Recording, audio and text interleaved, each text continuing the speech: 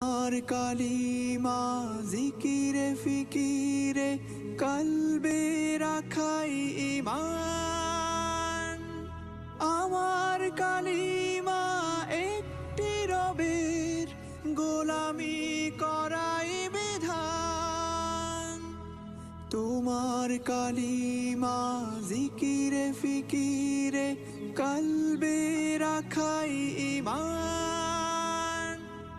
আমার কালিমা একটি রবের গোলামি করাই বিধান। তোমার কালিমা আপোষে মুক্ত আমার মৃত্যুপণে। কালিমা পড়তে একই রকম হরফে